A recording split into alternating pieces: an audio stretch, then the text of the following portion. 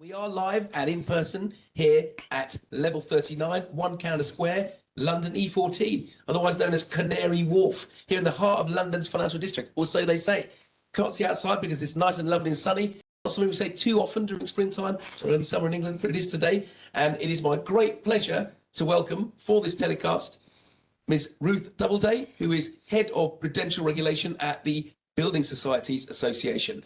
She does have a stellar history before that at various regulatory authorities. She worked at the FSA, that's right, the FCA, and also has done time, makes it sound like a prison, done time at the Basel Committee Secretariat. So if anyone knows the mind of the regulatory authority, it is Ruth. Ruth, welcome. Thank you so much. Thank you. Delighted to be here. Fantastic. Now, this is great. We're going to have a conversation about Basel 3.1. 3.1. Couldn't they? I know why it's 3.1. I wish they'd call it Basel 4 because I can't now use Roman numerals to describe it. We're going to have a chat about Basel 3.1. We're also going to have a chat about various other regulatory requirements, such as ICAAP and ILAAP and recovery planning. And there'll also be an opportunity for you out there to ask questions. Hopefully we'll have some time. Got a hard stop at 7 p.m, but we'll have some time hopefully for audience questions as well. Before I get into the conversation with Ruth, this of course is a BTRM event, Certificate of Bank Treasury Risk Management.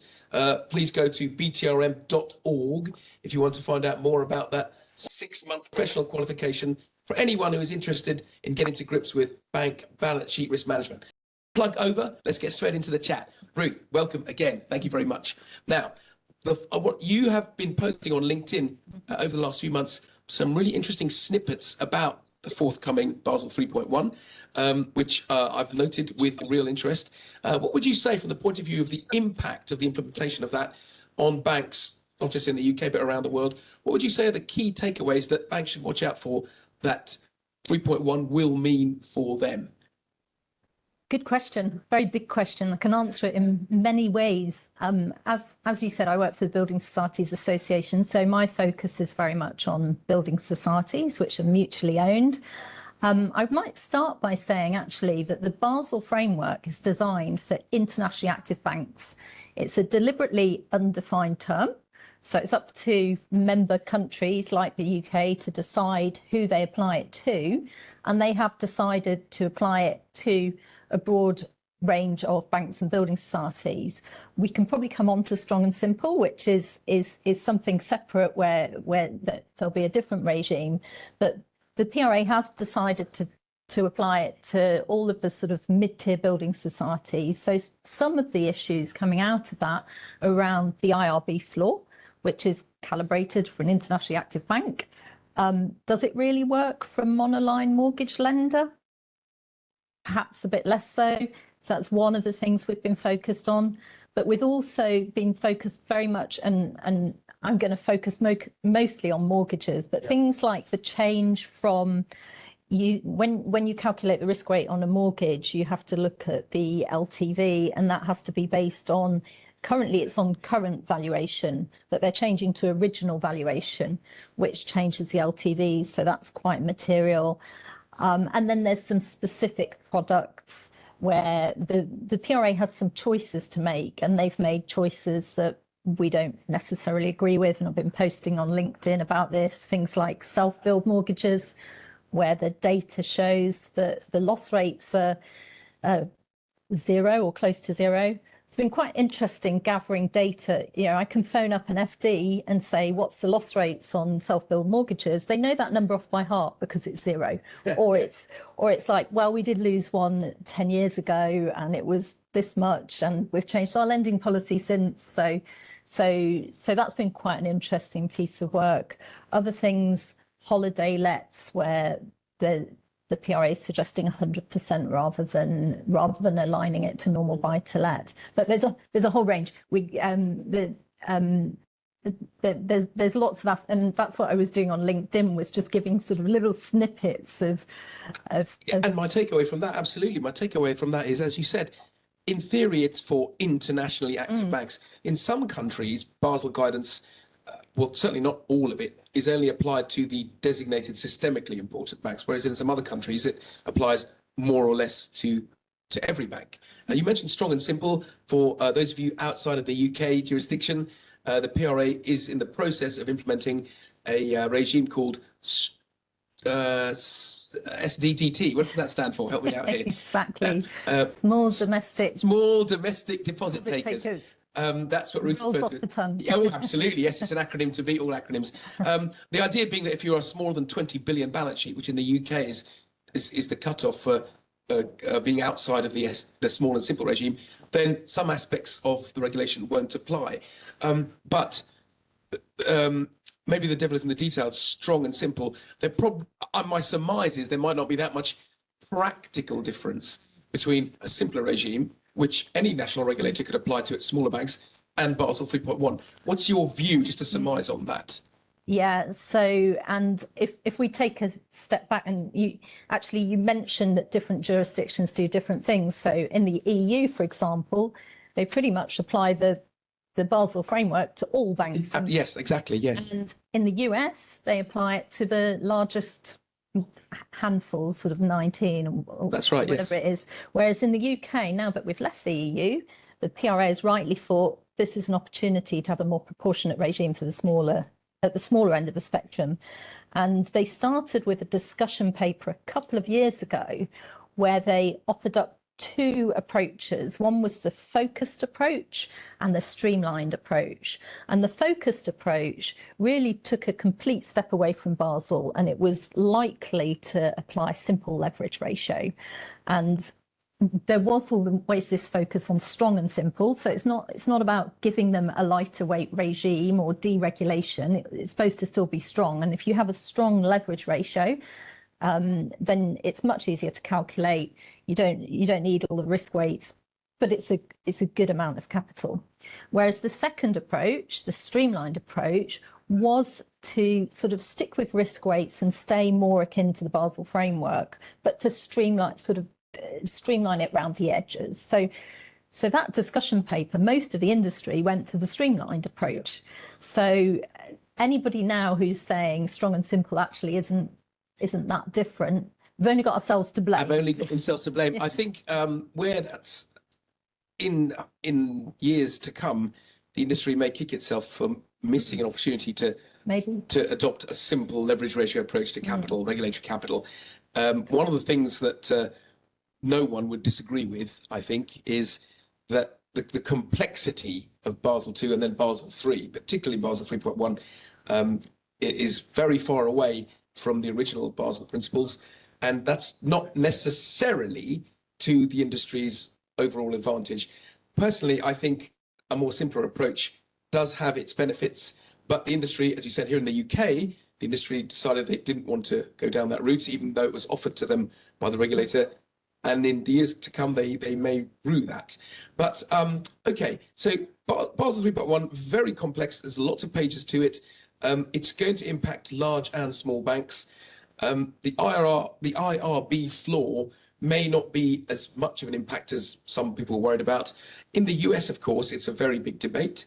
I saw something just very recently about President Macron, it might have been on LinkedIn today, saying that the EU shouldn't implement it if the US doesn't, because then there wouldn't be a level playing field. So we may have that as well. What do you think about that? Do you think, there's a case if a large enough jurisdiction like the US decides they're not going to apply it to other than the very large, the 7 or 8 globally systemically important banks, is there a case for saying, well, hold on a minute, why are we doing that in the EU? Because then the competitive field, the level playing field would have been eroded. Do you have a view on that?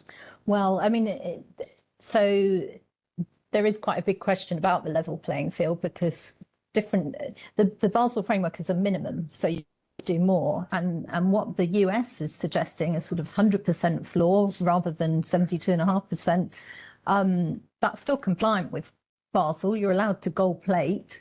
That's perfectly permissible, but you do end up in this situation where jurisdictions are doing quite different things. So it will be interesting and there is that pressure between the different countries. Yes, understandably, and that's a very good point.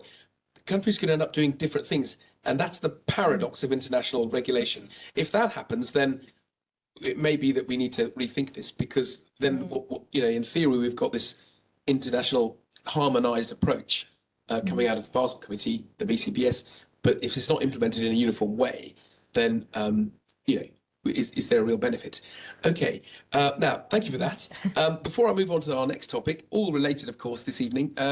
Do we have? Oh, might not be evening where you are. Here we are at evening in the UK, of course. Did you have anything else you wanted to say, just generally with respect to Basel 3.1, and it's what you think smaller banks and building societies here in the UK might want to be considering ahead of the implementation, the final implementation rules? I suppose it's also, I mean, just to say a bit more about the streamlined, the interactions between strong and simple and Basel 3.1, and why all small firms in the UK need to be looking at Basel 3.1, because the industry said they wanted the streamlined approach. What that probably means, and the PRA has said this, is that the Pillar 1 calculation for strong and simple is or SDDT is likely to look very similar to the Pillar 1 credit risk approach. So that's why all smaller firms, even though they're not large enough for Basel 3.1, are very interested in those risk weights in Pillar 1. So the main simplifications are going to be Pillar 2 buffers, which we come on ICAAP, ILAAP, we can talk about. One of the things nobody said anything about is operational risk. Yes. I don't know what will happen to operational risk, whether that's still in, whether that's exactly the same as Basel 3.1, whether it's different, who knows? So we'll see. That's a good one. I mean, so obviously 3.1 has done away with all the different ways, and it's just what in the consultation was called standardized measurement approach, and now it's just standardized approach. I can see the logic of just having one standardized approach for op risk. Op risk is a very different kettle of fish, credit risk or liquidity risk or market risk, with respect to measuring the current exposure and having a forward-looking view. So to me, it makes a lot of sense to have just one standardized approach. Although a close personal friend and colleague of mine on the BTRM faculty has called op risk reg cap a tax on the size of your balance sheet. As the balance sheet gets bigger and your revenue gets bigger and your op risk losses increase, you have more reg cap. So it's interesting choice of words from that gentleman. But coming back to your original point, yes, it could be that the final form of any simpler regime is not for credit risk reg cap, isn't really that far away from 3.1. In which case it could be identical. Yes, absolutely. Or it might have some modifications around the edges. Don't know. We'll see when the publication comes out. Yeah. Okay. All right. Great. Okay. Now let's move on to a very related topic, which is that of the capital adequacy process and the liquidity adequacy process. ICAAP, of course, is a Basel II construct. It predates the crash of 2008, and it's pretty ubiquitous. Every jurisdiction in the world that follows Basel III guidance these days, or Basel II, obliges its banks and building societies, other bank-like firms, mutual-owned firms, to undertake an annual capital adequacy process and submit for regulatory review. Now, more and more countries, originally, it was only a handful of countries that had a separate regime for the liquidity adequacy. So in the UK, we had a ILAAP regime, the previous FSA regime for ILAAP. So it's part of the culture of bank regulation in the UK. I believe Australia and Canada were also a couple of countries that had a separate adequacy assessment regime for liquidity. Nowadays, it's very common to have the ICAAP for capital adequacy and the ILAAP for liquidity adequacy. Now, I was very interested to hear at a conference, at a panel chaired by yourself, I was very interested to hear that there is no actual firm rule from the UK regulator, and therefore I assume from any regulator, that the two have to be separate. One could undertake a balance sheet adequacy test. Here is my surmise, by the way. I just put this out for people to think about. One could undertake a balance sheet adequacy test, stress test for both capital and liquidity, all within the same stress scenarios or storyboards, and see the impact on both capital and liquidity and have it as one document. There's no formal rule that says one can't do that, a bank can do that. What do you think of that idea? And before you answer, I just want to say, well, why would you do that, Moorad? What's the point? Well, because at the moment we have two time and resource intensive processes that all banks are obliged to undertake during the year. There is some commonality between them. I mean, the stress scenarios could be common. A firm-specific stress test could well impact capital and liquidity at the same time. Obviously, the liquidity impact is much quicker. Combining the two, I think, may have some benefit in terms of reducing the intensity of the time and resources spent in these. So that might be a reason to consider it. What are your thoughts on that? So you're absolutely right. There's no rule in the rule book that says that they must be a standalone document. There's no rule that says that it must be hundreds of pages long. There's no rule that says that it should be duplicative and hard to read. These are things that have evolved over time, and we've ended up in this rather strange situation where you have these documents that are hundreds of pages long and often prepared very much for the regulator. Now, that was never the original intent. And it wasn't about a document either. ICAAP was all of your systems and processes that make up your risk management that you use to satisfy the board that you're adequately capitalised. Yes, exactly. And ILAAP, by comparison, that you've got adequate liquidity. And so the primary purpose of these documents is for the board. Yeah. And there used to be something called the use test, where the PRA... That's still current. There's still interest in the use test. I think that still is, just nobody talks about it anymore. But I think that still exists, that the regulator takes comfort from the firm is using these processes to manage their business and make sure they're adequately capitalised. So to come back to your question, yes, I think there's real synergies in these documents and bringing them together. I mean, you've got to be careful. What you don't want to do is do just as much work, but turn it into an even longer document that's even harder to read and put together. So we don't want to do that. No, definitely. But often these documents, because they're quite standalone, there's a whole section describing the business model. Well, you have that in your business plan and your strategy document. And then there's a whole section that describes risk management. Well, you have a risk management framework. Just put a link across, you don't need to duplicate all of this information. And then the document can boil down to the really important stuff about stress testing. What are the scenarios that would cause you to question your viability or to a severe but plausible scenario? And that could be a capital stress, it could be a liquidity stress, it could be an operational risk stress. So one suite of stress tests that are coherent makes a lot more sense than several different documents with a range of stress scenarios that might... Absolutely right. That's quite right. I personally, I'm 100% in line with what you've just said. I think it makes a lot of sense. My understanding of what the supervision authority, the regulator, is really interested in is the numbers. Here's the balance sheet. Here is your assumed stress scenario, or three at least, and this is the impact it has on the numbers, the capital and liquidity. Do you understand, i.e. the board and the ExCo and the ALCO, the Asset Liability Committee, do you understand, why the numbers are what they are, what are the assumptions behind the stress test appropriate? Do you understand the sensitivity of your balance sheet now to this impact of this stress test? And can you therefore take away comfort, i.e. the board is, as you said, this is a document that benefits the board, it's not for the regulator as such. Do you take comfort that you understand the sensitivity of the balance sheet to changes in market factors, and your understanding of that gives you comfort that the balance sheet is robust? That's the point of the document. It needn't be 200, 300, 400 pages. I mean, they weren't. The first time I ever worked on either an ICAAP or an ILAAP was pre-crash, and these were 40, 50 page documents. Nowadays, you could stick a zero on there. And as you quite rightly said, if we do consider, I mean, I don't know which bank is going to be the first to stick its neck out and combine them. I would be mightily impressed if one did. But the idea is not to take two 200-page documents and produce a 400-page one. The idea is to take 200-page ones and end up with 100 pages, because there's no reason one can't cover a demonstration of capital and liquidity adequacy in 100 sides of A4.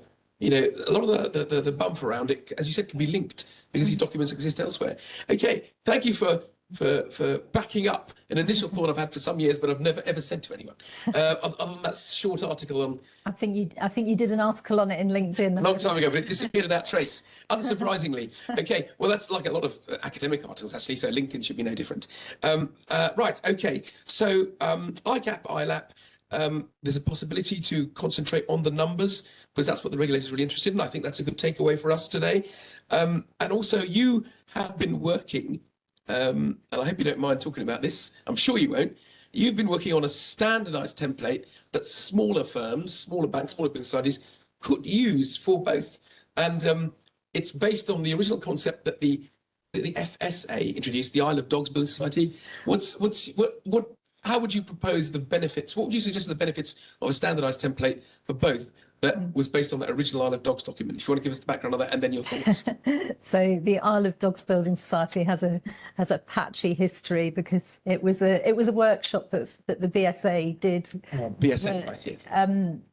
When Basel 2 was being introduced, and there's pluses and minuses of templates. So what we're looking at the moment is more of a toolkit, because what you don't want is somebody just cutting and pasting and absolutely, yes. And more guidance than template. It's guidance, toolkit, but really trying to help firms to do a more succinct but better document. So you mentioned it's all about the numbers, and the assumptions behind the numbers. That's what the regulators are really interested in, is what are the numbers, what are the assumptions behind the numbers, what if they were slightly different, how are you happy with that, and then how does that feed into calibrating your risk appetite, how does it, and what are your if you're in one of these scenarios, what are you going to do? What are your management actions? That's the real value in it. It's also used to sort of calculate the buffers. I think that's potentially the slightly less interesting bit, because once you focus on a number, everything's all about what's the number that's popping out. Whereas it's the management actions and risk appetite that is actually the useful stuff. Yes, absolutely. I do think you mentioned the use test. I do think that it would be great if every regulatory authority did actually, observe that original Basel 2 concept of the use test, because in theory, at least in theory, that stops the ICAAP being just a bureaucratic tick box process and something of genuine use to management decision making. But it's like any process that one is obliged to follow every year under certain guidance. It becomes a bureaucratic process, and I think the industry could benefit from rowing back from that and making it more genuinely useful. Okay, right. Now, time is moving swiftly on.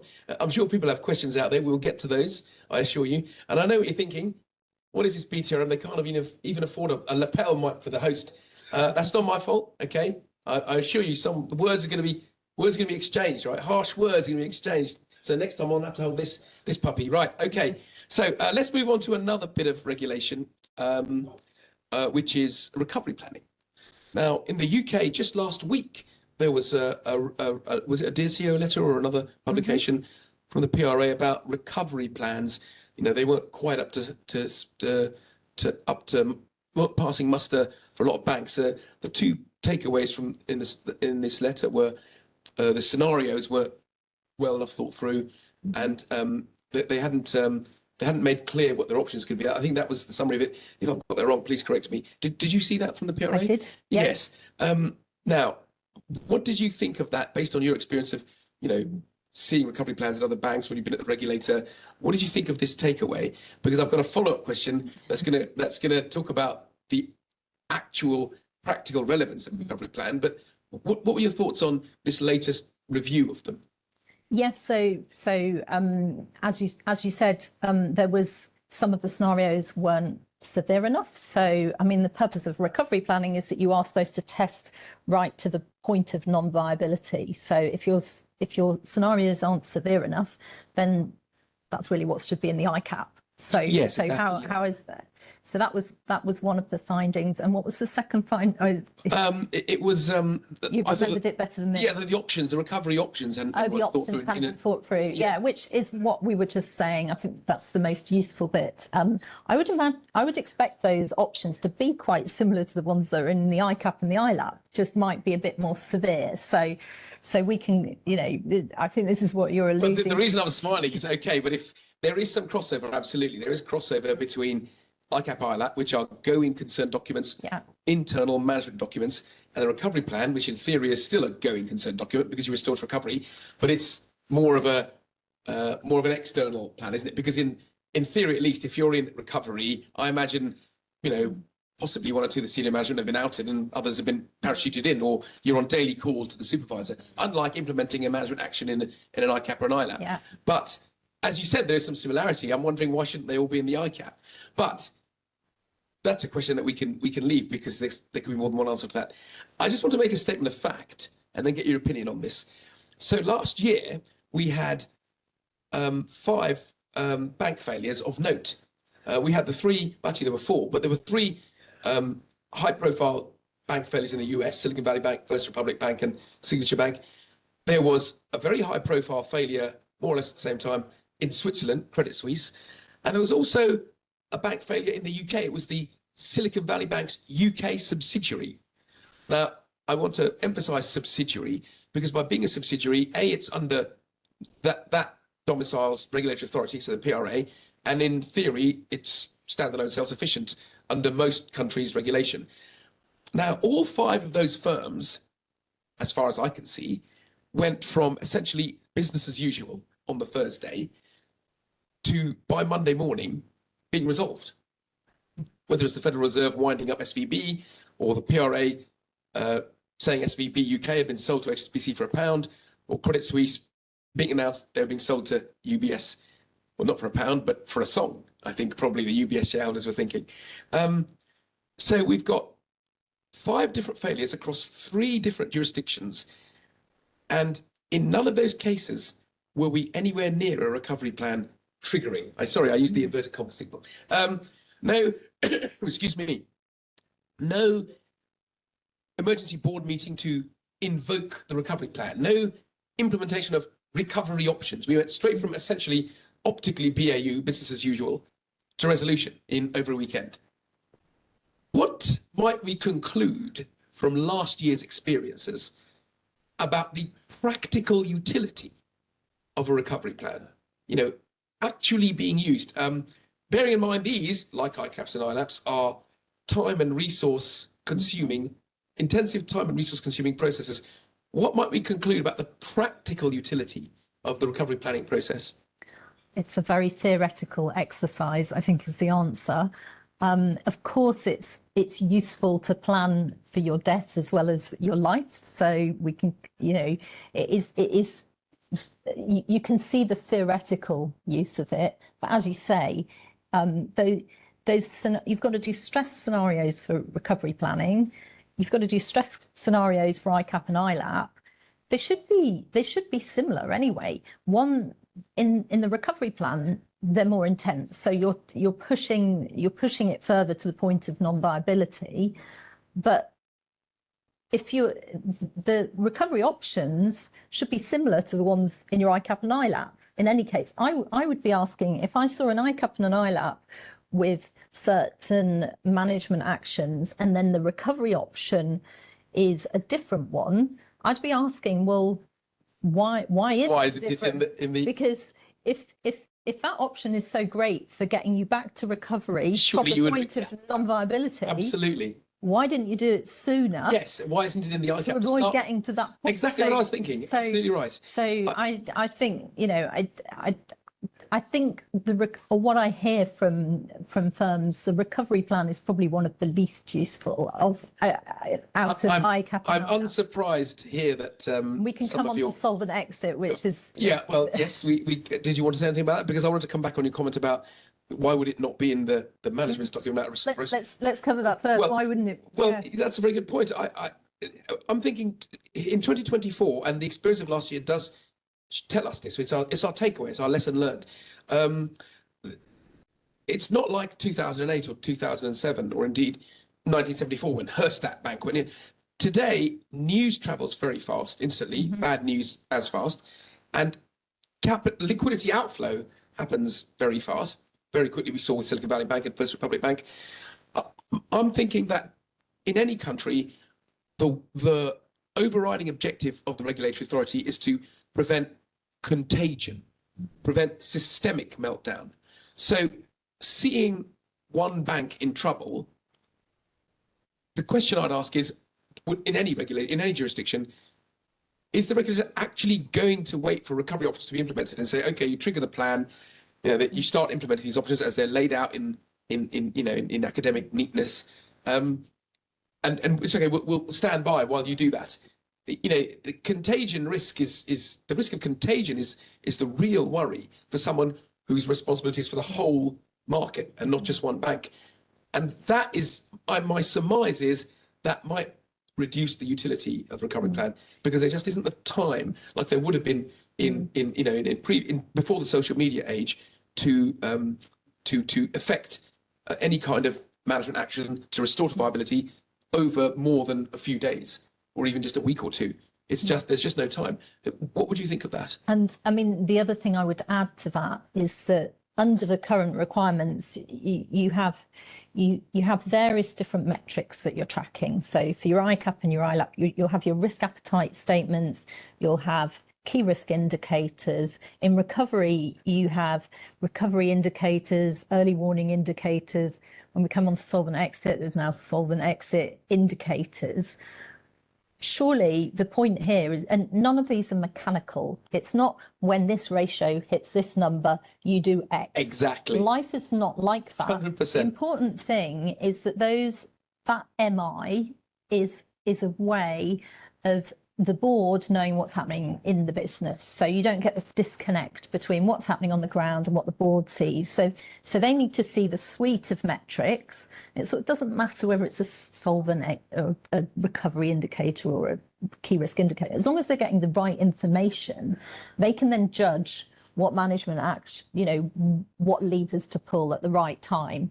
And no matter how, it's good to think about it in advance. It's good to have a discussion about it. But no matter how well you've planned any of these things, when the real crisis hits, it won't be the one that's written down. Precisely. And that's fine. That's fine. But it's about, have you got that management information coming up to the board so they've got the information to make the decisions they need to at the time? Absolutely right. I mean, it's a bit like a flight simulator in a different industry, in aviation. Pilots train for emergencies in a simulator, and when a real emergency hits them, it's not necessarily the one they were tested on in the simulator, but they have had some practice in responding to it. So the benefit for stress testing is just that. We apply what-if scenarios and we understand what we would do if something similar happens. I just always got the impression when the recovery planning guidance first came out in 2010, it was part of the recovery and resolution plan. It's been separated out in most jurisdictions. I got an impression they had a hint of academia about it. They had a hint of academic thinking that when this happens, we will do this. And if that doesn't work, we will then do that. And everyone else is just waiting and giving you time to implement these actions in stages. And I thought that was a little getting away from the real world. For me, they might not conclusively prove that, but the events of last year may infer that in the real world, one doesn't have those time to effect those steps. Okay, great. Thank you. Thank you very much. Now, we are approaching the time when I thought I might hand over to any online questions. But before we do, there was one more question I wanted to ask Ruth, which was, moving away from regulation, in today's environment, in most countries, not just developed economies, a lot of emerging economies, emerging market economies have the same highly competitive environment. Certainly in developed economies, but I've been to a number of what one would call developing economies, emerging markets, where there is also a lot of competition between the established banks, the branch-based banks, digital banks, neobanks, so-called challenger banks, non-bank FIs, fintech. There's a lot of competition out there, more or less targeting the same customer franchise. With your BSA hat on, and I'm going to make that universal around the world, with her hat on representing smaller bank institutions, mutually owned or otherwise, what do you think they should be concentrating on, given that there's lots of competition from larger banks, from neobanks, from fintech? What's the sorts of things that they might be considering to give them the edge? Because, for example, if they're small size, or they're regional concentration, do you have any thoughts on that? Yes. So I really like sort of working in small firms. I've spent much of my career either working with small firms or in small firms. I think they have a huge advantage. I mean, there's some disadvantages, of course. You're a price taker rather than a price maker, those kinds of things.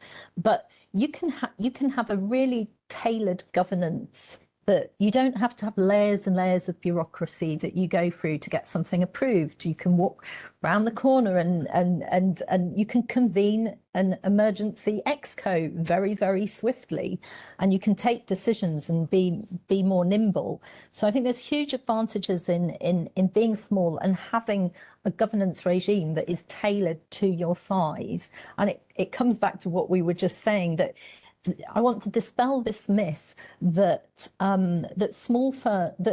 that having very lengthy documents or implementing the most comprehensive approaches are best practice, and that the only reason that a small firm can't do it is because they can't quite afford it. It's not that. It's actually not appropriate to implement a requirement that is designed for a large bank. If you're a small bank, it just doesn't work. So you can have much more tailored, streamlined processes. You don't need so many lengthy documents.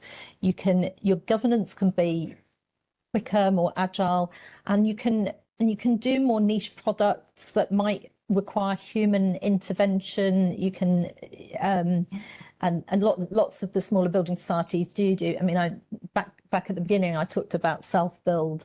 That's a low risk product. It has higher margins because there's more manual intervention involved. If you're a larger bank, you probably don't want to go into that niche because most of your systems are automated. You don't want to be recruiting lots of people to do the manual underwriting. Whereas if you're a smaller firm, you can get really good at that stuff. So it's slightly higher margin, but lower risk. So what's not to like? So there's sorry, I could go on, but there's real opportunities, Please do. No. Opportunities for small firms to carve a niche, be streamlined and efficient, and it's really interesting working in small firms as well. You get to do a whole range of activities. Might say thank you for that, Ruth. I took a lot away from that. First of all, small banks or building societies, smaller firms, in theory at least, can be more usable and nimble. They can be quicker in their decision making. Therefore they should be able to respond quicker and they should be able to adapt to changes in market circumstances, respond to external events quicker because of they have a less bureaucratic governance framework. You mentioned the instant exco emergency meeting. Absolutely, one couldn't do that at a GCFE bank, not at instant notice. Well, theoretically one could, but you may struggle. So there's an advantage there. You mentioned targeting a more niche part of the customer franchise. I suppose that is in the business model of a lot of neobanks because they're targeting a specific part of the customer franchise. But you also mentioned products. You can tailor products a bit more. You might want to put in the investment for something that isn't necessarily a black box approach. So yeah, in theory there are advantages of being a small institution. They just have to be able to make them happen. I mean, I'm familiar with smaller firms that in theory have this advantage of quick decision making, but still are quite bureaucratic places. So, but there is that theoretical benefit which they should be taking advantage of. Okay, thank you very much. I could tell your enthusiasm and passion for the small FI sector there. Right. Okay. Now, quarter to the hour. Thank you for that, sir. Do we have any questions on screen that I might consider putting to Ruth? Let's have a look. Just talk quietly amongst yourselves. I always love saying that. Right. Okay. So. Okay, we've got one here. It's on op risk. It says, what do you think will be the role of op risk modelling for Pillar 2 now that Pillar 1 is just depending on the business indicators and not really on the actual risk level? Did you have any thoughts on that? Exactly that. I think I mean, maybe operational risk should have been in Pillar 2 in the first place. I'm loving that. I'm loving that. But the original sin goes back many years now. Maybe, and because the Pillar 1 approach, of the non-modelled Pillar 1 approach, has only ever been a proxy for operational risk. Yes. Based on size, it's not risk sensitive. So to do something risk sensitive, it's got to be in Pillar 2, and that's where models will sit. Yes, no, that's a good point. Thank you for that. Right. Do you think the PRA will align the PD, probably a default floor, for UK and non-UK mortgages in the near final credit risk rules? So he's referencing Chapter 4 of CP 1622. But the question is, do you think they will align the PD floor for UK and non-UK mortgages in the final rules? Did you have any thoughts on that, I wouldn't want to surmise, actually. Sure, Yeah, I'm not sure either. that. I'm not sure I understand the question exactly. Oh, so, okay. Are we going to have the same? PD the floor. Yes. Now, so the way the IRB floor operates across portfolios. So there are some specific floors on aspects within IRB. But the question is about UK and non-UK mortgages. Yeah. I mean, I'm not sure. Yeah, I'm not sure either. Good question. Have to take that away. The follow-up question from the same delegate is: do you expect any other rules to change based on industry feedback? Oh, that's the $1 million question. So the ones that I mentioned earlier, we hope will change. We think that we've provided compelling data. Do I have a crystal ball? Absolutely not.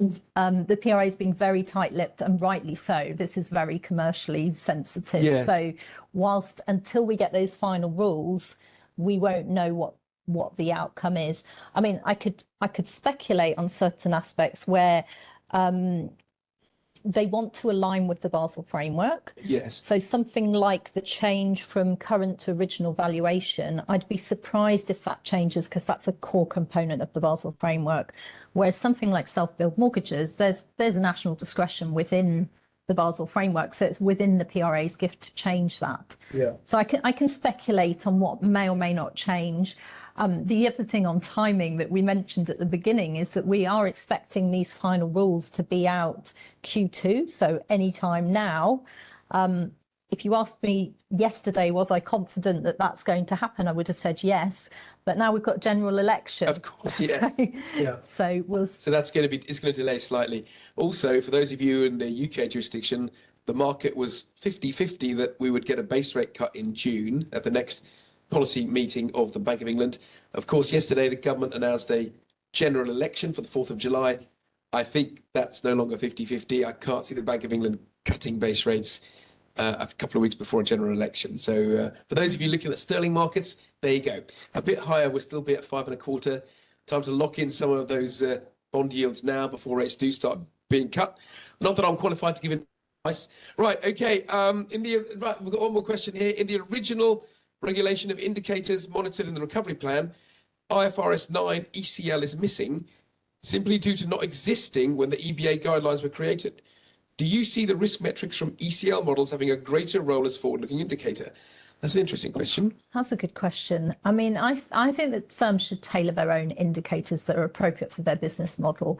I know there's a whole range of indicators in that EBA guidance, and I'd just sort of caution again, that's a good place to start. Go and look at those indicators. Definitely. Don't just cut and paste all those indicators. Absolutely. Choose ones that work for your business. Yes, agreed. I mean, I always direct people to that EBA Excel spreadsheet. There's different tabs for different types of risk. There's a template here on the key risk indicators, early warning indicators, but one does need to tailor it to one's own business model and balance sheet structure.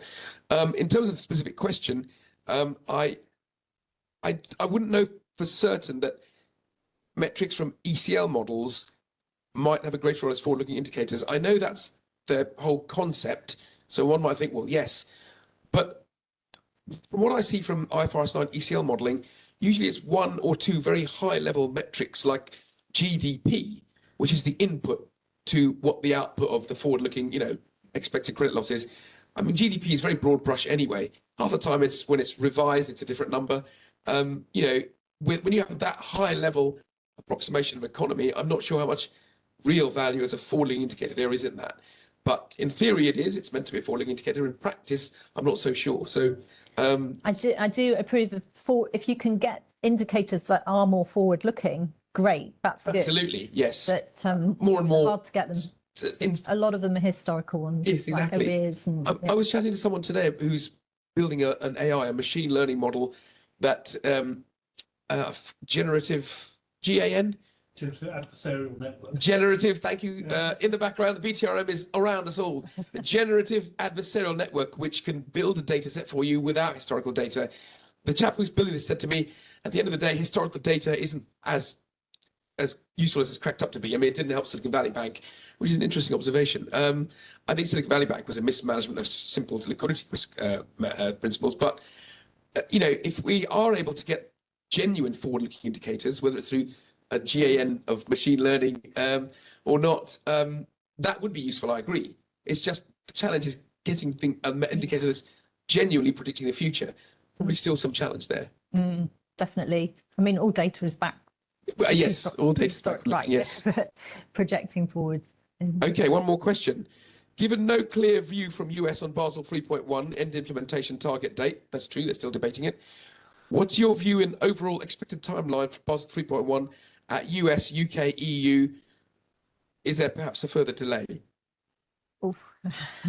That's an interesting question. There was something I saw, like I mentioned earlier in the chat, President Macron talking about, well, the EU shouldn't necessarily stick to its implementation if the US is delaying it. I can't see the UK delaying it. Can you? Or do you think they might? There's a reason if the US does as well? Who knows? This is crystal ball stuff. I mean, it's already in the UK. It's already changed from January 2025 to July 2025. Could it go further? Maybe. May well, yeah. I'm not sure. I can't. But unless everybody else is, I mean, other jurisdictions are ahead already. So yes, I think it could go either way. I can see some jurisdictions delaying it and others not. I mean, it would be good if they were all harmonised on this, but you know, it's hard enough to agree on simple things around the world. Okay, great, thank you. I think there are no further questions. In which case, other than asking Ruth if she had any final observations on what we've been discussing, do you? No, I think that's been a very comprehensive conversation. Well, thanks to you. Thanks very much for everything. Thanks to you for listening. I hope that's been of interest and value to you. Thanks for joining this live telecast from BT Certificate of Bank Treasury Risk Management. It's been my pleasure and privilege to have been able to host Ruth Doubleday, who is Head of Prudential Regulation at the Building Societies Association here in the UK. Thank you again. Really enjoyed that conversation. And we will see you again at our next event, which is scheduled for July. Please look out for that. And that is, all being well, going to be on a slightly different topic. That's going to be on implementing a derivatives XVA solution at your bank. There you go. Well, that'll get all the quants involved. Right, thank you again, and I will wish you a good evening. Ruth, thank you. Thank you.